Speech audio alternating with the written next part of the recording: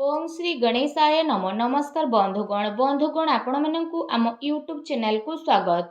बंधुगण आजिर ए भिडियो रे आमे आपण मानकु कहबा पई जाउछु आगामी 3 दिनर स्थिति आपणकर किपरि रहिबो, केउ प्रकार ए आगामी 3 दिन को आपण प्लानिंग करिवे, ता सहित जदि आमे आपण मानकु कहबु केउ सब क्षेत्र रे आपणकु फायदा हेबो, केउ सब जिनिस रे आपणकु विशेष रूप रे सावधानता अवलंबन करबाकू पड़िबो, आपणकर लव लाइफ किपरि रहिबो, क्यारियर किपरि रहिबो, बिजनेस आउ व्यापार किपरि रहिबो एवं ता सहित स्वास्थ्यर मध्य महत्वपूर्ण इनफॉरमेशन आमे आपण मानकु देबु। आउ ए वीडियो शेष रे आमे आपण मानकु किछि उपाय विषय मध्य कहिबु, जहा द्वारा आपण ए दिन को आहुरी अधिक शुभ और मंगलदायक सब्यस्त करि परिबे। तेणु आगो को वीडियो आरंभ करबा पूर्व आमर आपण मानकु रिक्वेस्ट कि जदि आपण आमर ए चैनल ले नुआ आछंती तो चैनल को सब्सक्राइब करंतु एवं सांगरे नोटिफिकेशन बेल को मध्य ऑन करंतु, जहा द्वारा समय समय रे सो अपलोड हेउतबा नुआ नुआ वीडियो रो नोटिफिकेशन आपण को मिलिबो। आसंतु जानिबा किपरि रहइबो ए आगामी 3 दिन आपणक पई विशेष भाबरे। जदि आमे आपण मानकु विशेष रूप रे कहबु, सबुठारु प्रथमे कहबु कि कोन आपणक पई ए 3 दिन रे पॉजिटिव रहबा पई जाउछि। जदि कहबा तो फ्रेंड्स, ए दिन रे प्रकृति आपणकु भरपूर साथ प्रदान करिबो। कौनसी लाभदायक एवं महत्वपूर्ण समाचार मिलिबा कारणरू आपण निजे निजकु आत्मबल एवं भावनात्मक रूप से बहुत अधिक सशक्त अनुभव करिवे। अटकी थिबा कार्य को पूरा करिबा पई मध्य आपण पूरा परिश्रम करिवे। ए दिन आपणक पई बहुत ही लाभदायक दिन साब्यस्त हेबाकू जाउछि। ए दिन रे कौनसी महत्वपूर्ण समाचार आपणको अवश्य मिलिबो। आर्थिक समस्या सुधुरिबो। अटकी थिबा कौनसी जमी बाड़ी संबंधित कार्य रे आपणको सफलता मिलिबार जोग मध्य बनुछि। एहा द्वारा पुराणा मित्रंको द्वारा साक्षात हेबा कारणरू मन बहुत प्रसन्न रहिबो। सुख सुविधा भली जिनिस को आपण किणा किणी करिके निजर टाइम को स्पेंड करिवे। निजर प्रतिभा आ क्षमता को बुझंतु। यह द्वारा आपणको व्यक्तित्व रे आहुरी अधिक निखार देखिबाकू मिलिबो तथा समाज रे आपणकर छवि मध्य बढ़िबो। ए दिन आपणकर व्यस्तपूर्ण रहिबो, कामर अधिक बोझ रहिबो, किंतु सफलता मिलिबा द्वारा थकापण आपणको हेबो नाही एवं उत्साह मध्य आपणकर बनिकी रहिबो। घरे बंधु को आगमन द्वारा मौज मजलिस रे टाइम को स्पेंड करिवे। निजर योजना को सफल बनेकी रखिबा पई ए दिन आपणको पई बहुत ही उत्तम रहिबो। काफी लंबा टाइम रु चली आसुथुबा कौनसी प्रॉब्लम रु आपणको मुक्ति मध्य मिली जिवो, जहा पई आपण निजे निजकु चिंता मुक्त विशेष रूप रे अनुभव करिवे एवं आर्थिक मामला रे ठोस एवं महत्वपूर्ण निर्णय आपणको पई लाभदायक सिद्ध हेबो। समस्तंकर चाल आपणको सपक्षरे रहइबो एवं एहार आपण भरपूर उपयोग मध्य करिवे। आपणको भितरे कार्य प्रणाली कारणरू आपण समस्तंको प्रशंसार मध्य पात्र होई जिवो, किंतु कौनसी भी कार्य बा योजना पूर्वरु रूपरेखा अवश्य बनंतु। एहा आपणको पई बहुत ही भल रहिबो। अनेक प्रकारर सफलता ए दिन रे आपणको अवश्य ही प्राप्त हेबाकू जाउछि। ता सहित आसंतु जानिबा आपणको पई कोन ए दिन रे नेगेटिव रहिबो। निजर क्रोध एवं तरतर भली जेपरि स्वभाव रे आपण नियंत्रण रखंतु। कौनसी संबंधित बा पड़ोसी सहित वाद विवाद भली स्थिति आपणकर उत्पन्न हेबो। उचित हेबो कि निजर कार्य उपरे आपण ध्यान दियंतु। अन्यर अजथा कथा को नजर अंदाज करंतु। मन रे किछि भूल बुझामणा बा आशंका हेबार विशेष रूप रे संभावना रहिछि। निजर स्वभाव रे नियंत्रण रखंतु, कारण केबे केबे आपणकर क्रोधपूर्ण बाणी अन्य को आहत मध्य करि पारे। एहा सह संबंध रे मध्य आपणकर कटुता आसे। आय संसाधन रे आपणकर कमी आसीबो, किंतु खर्च मध्य आपणकर बढ़िबो। सेथिपाई निज बजेट अनुसार खर्च करंतु।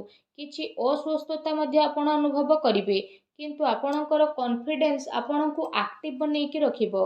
एहा सहित जदि कहिबा अन्य कारणरू कौनसी प्रकारर धन हानि मध्य आपणकर होई पारे। भाई भौणी सहित निजर संबंध को खराब ना हेबाकू दियंतु नाही। एहा द्वारा अकारण रे ही आपणकर चिंता उत्पन्न हेबो। कौनसी प्रतिद्वंदी जलन भावना कारणरू आपणको पई किछि नकारात्मक वातावरण मध्य अनुभव हेबो एवं किछि कथा को नै लड़ाई झगड़ा मध्य आपणकर होई पारे, किंतु टिके सावधानता आपणको प्रॉब्लम रु मुक्त मध्य प्रदान करिवो। घर बड़ वृद्धंकर अवहेला आदु करंतु नाही। केबे केबे भूल बुझामणा एवं अलस्वामी कारणरू ଆପଣଙ୍କର ବନୁଥିବା କାର୍ଯ୍ୟରେ ରୋକାବଟ ମଧ୍ୟ ଆସିପାରେ। ଏହା ସହିତ ନିଜ ବିଚାରରେ ମଧ୍ୟ ସୁଧାରତା ଆଣନ୍ତୁ। ଏହା ଆପଣଙ୍କ ପାଇଁ ବହୁତ ହି ଭଲ ରହିବ। ଆସନ୍ତୁ ଜାଣିବା ଏ ଦିନରେ ଆପଣଙ୍କର ଲଭ୍ ଲାଇଫ୍ କିପରି ରହିବ। ବୈବାହିକ ଜୀବନରେ ସାମଞ୍ଜସ୍ୟ ଆପଣଙ୍କର ରହିବ। ମନୋରଞ୍ଜନ ସମ୍ବନ୍ଧିତ କାର୍ଯ୍ୟରେ ଆପଣ ଆପଣଙ୍କ ଟାଇମ୍ ସ୍ପେଣ୍ଡ କରିବାରୁ ପରିବାରରେ ହାସ ପରିହାସ ଏବଂ ଖୁସିର ମାହୋଲ ରହିବ। ପାରିବାରିକ ବାତାବରଣ ଆପଣଙ୍କର ସୁଖଦପୂର୍ଣ୍ଣ ରହିବ। ପ୍ରେମ ସମ୍ବନ୍ଧରେ ମଧ୍ୟ ପ୍ରଗାଢ଼ତା ଆସିବ। ରୋମାଣ୍ଟିକ ମାହୋଲ ରହିବ ଏବଂ ନିକଟ ସମ୍ବନ୍ଧରେ ଡିନରରେ ଯିବାର ପ୍ରୋଗ୍ରାମ ମଧ୍ୟ ଆପଣଙ୍କର ବନୁଅଛି। କାଫି ସମୟ ପରେ ଘରୁ ବାହାରିବା ଏବଂ ଲୋକଙ୍କ ସହ ମିଶିବା ଆପଣଙ୍କୁ ଖୁସି ଏବଂ ଶାନ୍ତି ପ୍ରଦାନ କରିବ। ପାରିବାରିକ ବାତାବରଣ ଖୁସି ଭରା ରହିବ।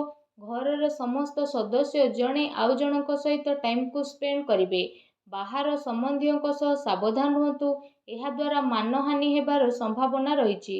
ପରିବାରର ଗତିବିଧି ଆପଣଙ୍କ ଉପରେ ଦେଖା ମଧ୍ୟ ଯିବ। କାହିଁକି ନା କାମର ବ୍ୟସ୍ତତା ପରେ ଆପଣ ପରିବାରକୁ ଟାଇମ୍ ଦେଇପାରିବେ ନାହିଁ। ସେଥିପାଇଁ ଆପଣ ସେମାନଙ୍କ ପାଇଁ କିଛି ଟାଇମ୍ ଅବଶ୍ୟ ବାହାର କରିକି ରଖନ୍ତୁ।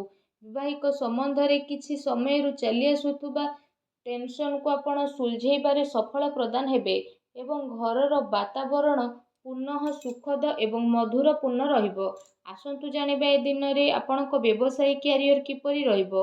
ଏ ଦିନରେ ବ୍ୟବସାୟରେ ପ୍ରଡକ୍ସନ ସମ୍ବନ୍ଧିତ କାର୍ଯ୍ୟରେ କମି ଆସିବା କାରଣରୁ ଚିନ୍ତା ରହିବ, କିନ୍ତୁ ଆପଣଙ୍କର ପେମେଣ୍ଟ ଆସିବା ଦ୍ୱାରା ଆର୍ଥିକ ସ୍ଥିତି ଆପଣଙ୍କର ମଜବୁତ ରହିବ।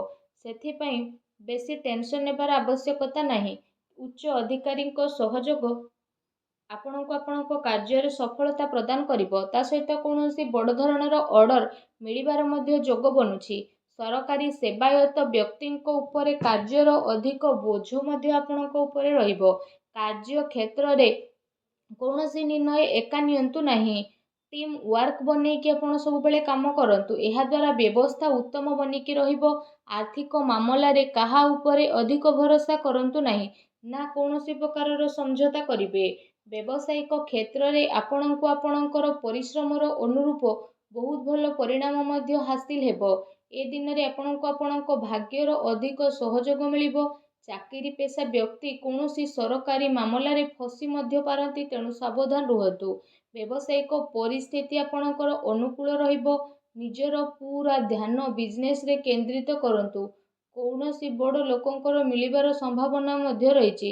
ବ୍ୟବସାୟିକ ଗତିବିଧି ସମ୍ବନ୍ଧିତ ଯୋଜନା କୌଣସି ବାହାର ବ୍ୟକ୍ତି ଆଗରେ ଆପଣ ସେୟାର କରନ୍ତୁ ନାହିଁ। କେହି ଏହାର ଅନୁଚିତ ଉପଯୋଗ ମଧ୍ୟ କରିପାରେ ଏବଂ ଅର୍ଡର ସମ୍ବନ୍ଧିତ ସବୁ କାର୍ଯ୍ୟରେ ପକ୍କା ବିଲ୍ର ଆପଣ ଉପଯୋଗ କରନ୍ତୁ। ଚାକିରି କରୁଥିବା ଜାତକଙ୍କ ପାଇଁ ଏ ଦିନ ବହୁତ ହି ଲାଭଦାୟକ ଦିନ ରହିବାକୁ ଯାଉଛି। ଏହା ସହ ଚାକିରି ସମ୍ବନ୍ଧିତ ଏ ଦିନରେ ଆପଣଙ୍କୁ ବହୁତ ହି ଭଲ ଖୁସି ଖବର ଅବଶ୍ୟ ହିଁ ପ୍ରାପ୍ତି ହେବ, ଯାହାଦ୍ୱାରା ଆପଣଙ୍କୁ କାଫି ଖୁସିର ଅନୁଭବ ହେବ। ଆସନ୍ତୁ ଜାଣିବା ଏ ଦିନରେ ଆପଣଙ୍କ ସ୍ୱାସ୍ଥ୍ୟ କିପରି ରହିବ। ଗ୍ୟାସ୍ ଏବଂ ଏସିଡିଟି ଦ୍ୱାରା ଆପଣ ପ୍ରୋବ୍ଲେମ ରହିବେ। ଖାଦ୍ୟପେୟରେ ସଂଯମତା ରଖନ୍ତୁ। ବ୍ୟବସ୍ଥିତ ଦିନଚର୍ଯ୍ୟା ରଖିବା ପାଇଁ ଆପଣଙ୍କୁ ଆବଶ୍ୟକ ରହିଛି। ସ୍ୱାସ୍ଥ୍ୟ ମୌସୁମୀ ପରିବର୍ତ୍ତନ କାରଣରୁ ଥକାପଣ ଆପଣଙ୍କୁ ଅନୁଭବ ହେବ ଏବଂ କମଜୋରି ଅନୁଭବ ହେବ। ନିଜର ଇମ୍ୟୁନିଟି ସିଷ୍ଟମକୁ ଷ୍ଟ୍ରଙ୍ଗ କରନ୍ତୁ। ତା ସହିତ ନିଜ ସ୍ୱାସ୍ଥ୍ୟକୁ ଆହୁରି ଅଧିକ ଭଲ ରଖିବା ପାଇଁ ଆପଣ ପ୍ରତ୍ୟେକ ଦିନ ଯୋଗ କରନ୍ତୁ, ବ୍ୟାୟାମ କରନ୍ତୁ ଏବଂ ସୁସ୍ଥ ରୁହନ୍ତୁ।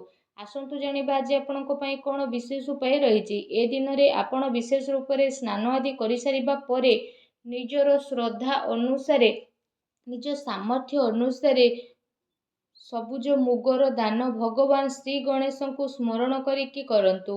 ଏପରି କରିବା ଦ୍ୱାରା ଭଗବାନ ଶ୍ରୀ ଗଣେଶଙ୍କ କୃପା ପ୍ରାପ୍ତ ହେବ ଏବଂ ଆପଣଙ୍କ ଜୀବନର ସବୁ ଦୁଃଖ କଷ୍ଟ ଦୂର ହେବ, ସବୁ ବାଧାବିଘ୍ନ ମଧ୍ୟ ଦୂରେଇ ଯିବ।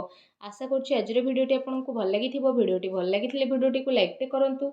ଆଉ ଯଦି ଚ୍ୟାନେଲରେ ନୂଆ ଆସିଛନ୍ତି ତ ଚ୍ୟାନେଲକୁ ସବସ୍କ୍ରାଇବ୍ ମଧ୍ୟ କରନ୍ତୁ। ଧନ୍ୟବାଦ।